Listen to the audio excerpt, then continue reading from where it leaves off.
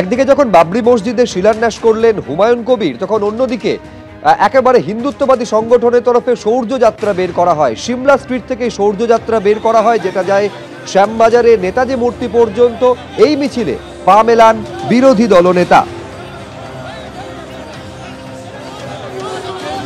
আমরা কর সেবকদের স্মরণ করছি এবং আমাদের 500 বছরের স্বপ্ন পূরণ হয়েছে অযোধ্যার ফৈজাবাদে রাম মন্দির। সেটাকে আমরা আজকে শৌর্য যাত্রার মধ্য দিয়ে কর সেবকদের এবং যারা রাম জন্মভূমি পুনরুদ্ধার আন্দোলন করেছিলেন তাদের প্রতি শ্রদ্ধা জ্ঞাপনের জন্য সাধু সন্ত সনাতন হিন্দু সমাজ রাষ্ট্রবাদী নাগরিকরা পথে নেমেছে। মুর্শিদাবাদে যে ছবি দেখা যাচ্ছে হুমায়ুন কবিরের উদ্যোগে যে মসজিদের শিলান্যাস, খুব ভয়ঙ্কর। মোগল পাঠানদের বীজ বপন করা হচ্ছে।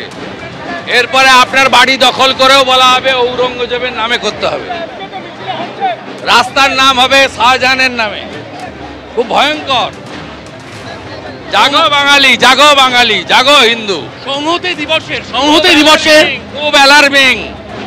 ধর্মীয় স্থান নিয়ে বক্তব্য নেই, নামকরণে বিপজ্জনক, খুব বিপজ্জনক। আরবি সংস্কৃতি ফিরিয়ে আনতে চায়, হানাদার মোগল পাঠানদেরকে প্রতিষ্ঠিত করতে চায় মমতার পুলিশ। আমরা সরস্বতী পূজায় পারমিশন পাই না, দোলযাত্রায় পারমিশন পাই না, কাকদ্বীপে কালী ঠাকুরকে প্রিজন ভ্যানে উঠতে হয়, আর ওখানে বিনা অনুমতিতে লোক জড়ো করে ওখানে বাবরের নামে ধর্মীয় প্রতিষ্ঠানে শিলান্যাস হয় মমতার পুলিশের দ্বারা। মুখ্যমন্ত্রীর এক চোখ বন্ধ। তাই হিন্দু সমাজ ঐক্যবদ্ধ হন। আজকে বাবা সাহেবের পুণ্যতিথি। সংবিধানে হিন্দুদেরও অধিকার দিয়ে গেছে, যে অধিকার মমতা ব্যানার্জি কেড়ে নিয়েছে।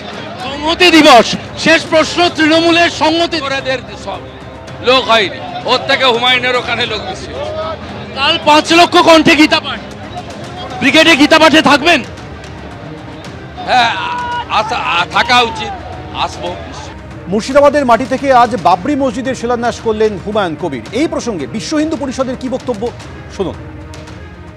टीएमसी विधायक अब नहीं है, उनको पार्टी ने निकाल दिया है। ममता जी ने एक सभा में भाषण में इस काम की निंदा भी की है, इसको भड़काने वाला बताया है। मैं समझ सकता हूं कि कोई मस्जिद बनाए, अल्लाह का भक्त हो, अल्लाह के नाम पर, मोहम्मद साहब के नाम पर, उनकी किसी पत्नी के नाम पर, नवासों के नाम पर, किसी खलीफा के नाम पर मस्जिद का नाम रखे। बाबर का नाम क्यों चुना और इसको चुनौतियों की तरह सड़क पे खड़ा होकर क्यों चिल्ला रहा है?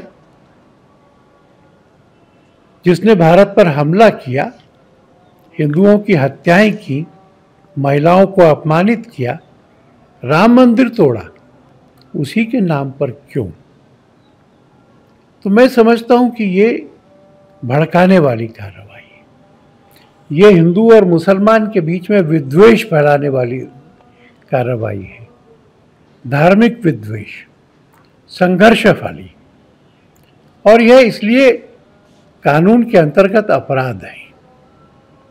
मैं समझता हूं कि बंगाल की सरकार को इस पर कार्रवाई। একদিকে মমতা বন্দ্যোপাধ্যায় সোশ্যাল মিডিয়ায় সম্প্রীতির বার্তা দিচ্ছেন, এর পাশাপাশি আজ কলকাতায় তৃণমূলের তরফে সংহতি দিবসও পালন করা হলো। মেয়র রোডে তৃণমূলের সংহতি দিবসে অনুষ্ঠান হয় আজ। যুব ও ছাত্র সংগঠনের উদ্যোগে এই অনুষ্ঠান আয়োজন করা হয় মেয়র রোডে।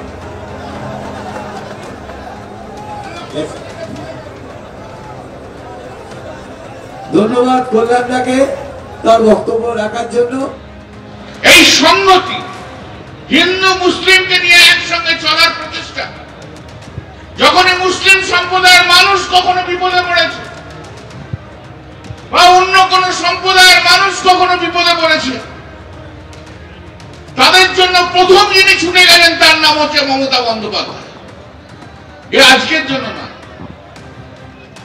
আমি যবে থেকে রাজনীতি করছি আমি তখন থেকে মমতা বন্দ্যোপাধ্যায়কে সেই জায়গায় দেখেছি।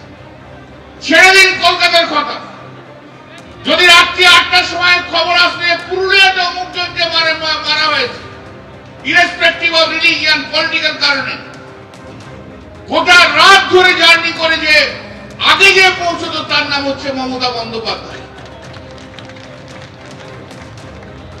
সেই জন্য আমাদের সব সময়ের জন্য যারা আমরা দিদির সঙ্গে রাজনীতি করেছি, যারা আমরা দেখেছি যে মমতা দি বিপদে পড়লে কেমন করে মানুষের পাশে গিয়ে পৌঁছয়, তাদের কাছে সত্যিকারের নেত্রী হিসেবে ভারতবর্ষ চিহ্নিত হয়ে থাকবে। এই জায়গা কেউ কোনোদিন মুছে দিতে পারে। এবিপি আনন্দ, এগিয়ে থাকে, এগিয়ে রাখে।